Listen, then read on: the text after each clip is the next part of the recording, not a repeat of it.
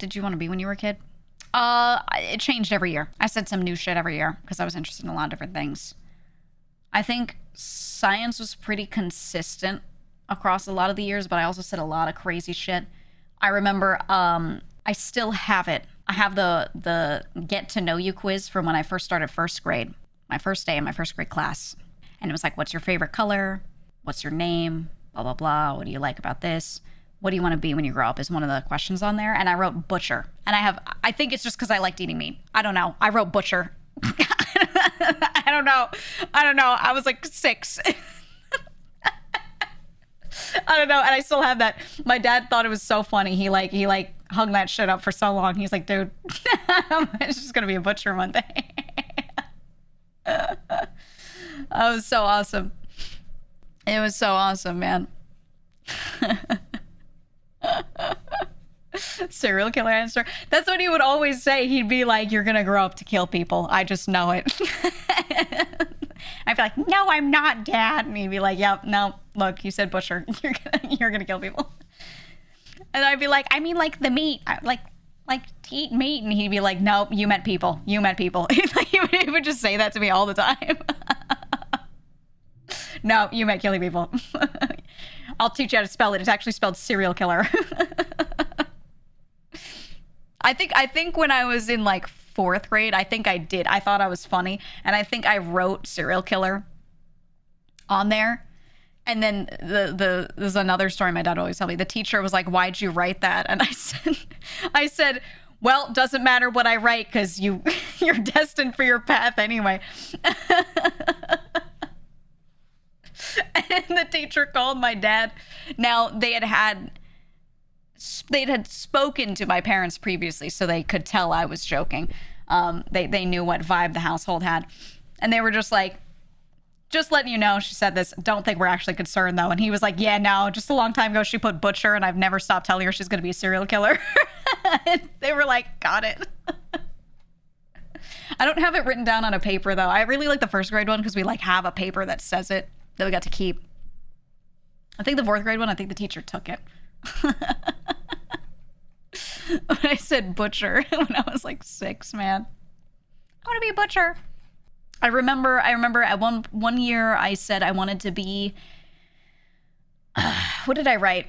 Some sort of animal scientist of some sort. I don't know if I said vet or zookeeper or something like that, but then they were like, why? And I was like, because I like owls.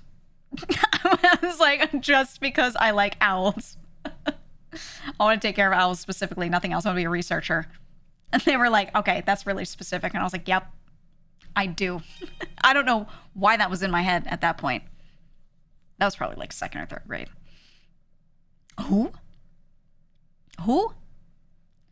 But yeah, I did a lot of, I don't know. I think they stopped asking you that by the time you're in middle school as like a get to know you quiz. It's like a good question for little kids because little kids need to get this sense. You need to teach them that they are going to be an adult one day.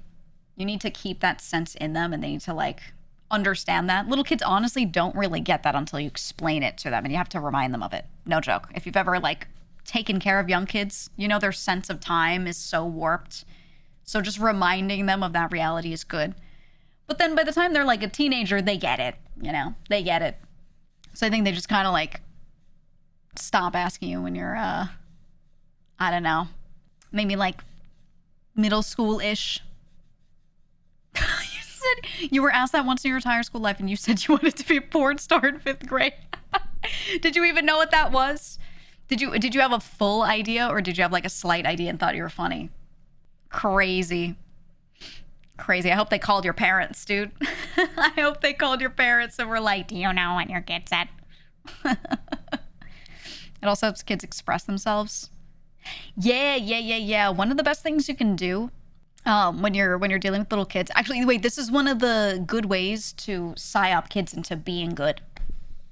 Tell them that there's something good and then congratulate them for it. For example, you go up to one kid, if you have a couple of kids around that you're babysitting, you're in a class setting, whatever it is, you go, hey, little Timmy, you're such a good helper. I just wanted to thank you for that. You're so good at cleaning up after everything. Really good.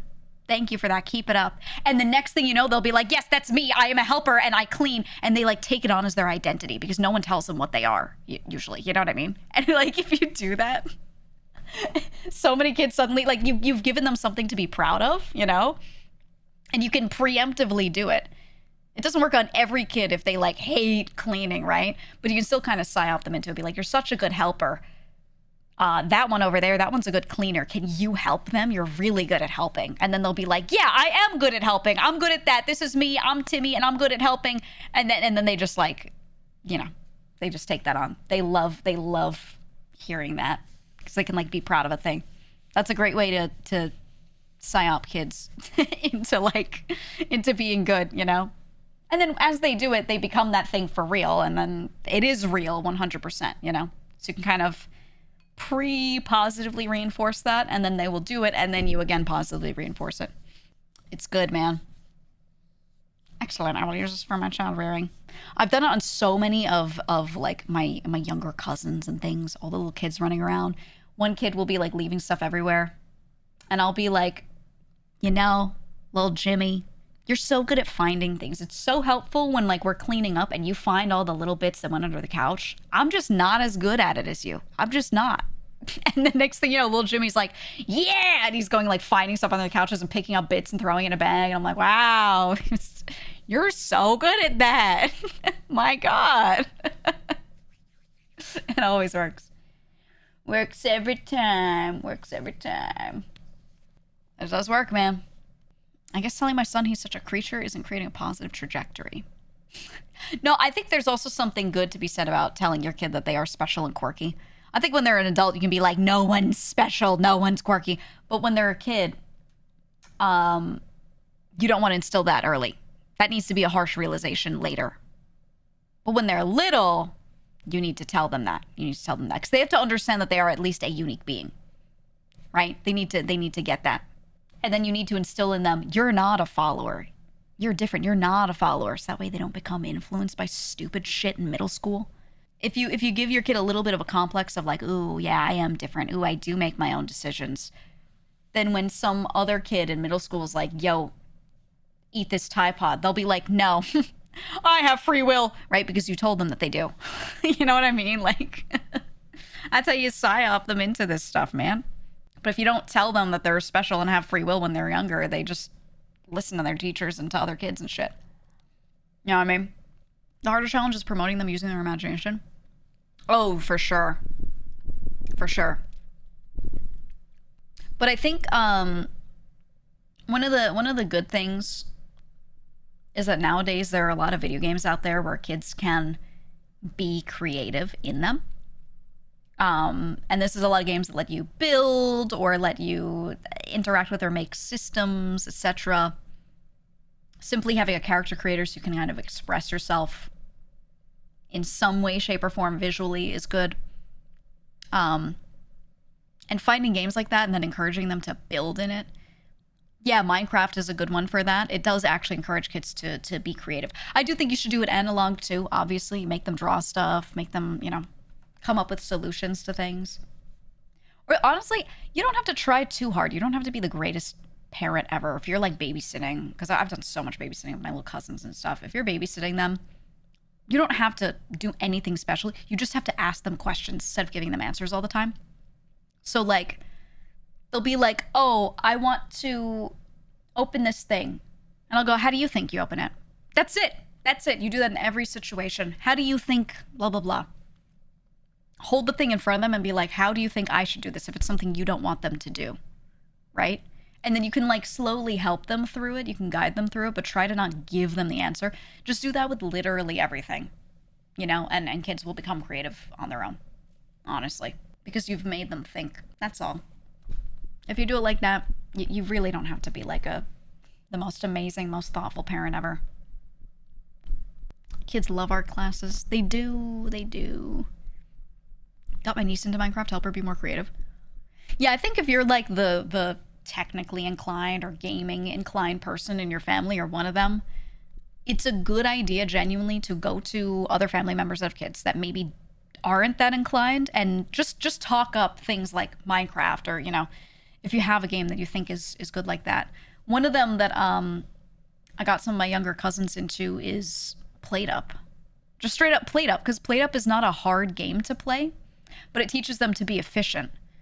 They have to sit there and rearrange the little kitchen to be easier to use. They have to work together with people if they're playing a multiplayer, right? Etc., etc. There are little roguelike choices. Do this thing 30% faster, but then this thing's 30% slower. Ooh, right? Those little decision points are really, really good. So yeah, having them like play stuff like Plate Up, just interacting with these like small, simple games that make you think are really good. And that's the kind of stuff that I've been throwing at them, because some of my cousins, they do not know what games are like good and what are not. So they just come to me every time and they go, hey, they need a new game. What do we give them? Thanks, GEEGA. Showing my cousin case openings at 12 and he just bought his first house. Yes! Let's go. Yes! Dude, he's gonna be a billionaire by the time he's 18. He's gonna be a billionaire. Well, no, now they're all like, when I grow up, I want to be a streamer. I want to be Kai Cenat. I want to be Kai Cenat. I want to be a streamer. I want to be a YouTuber. When I grow up, I want to make Minecraft videos.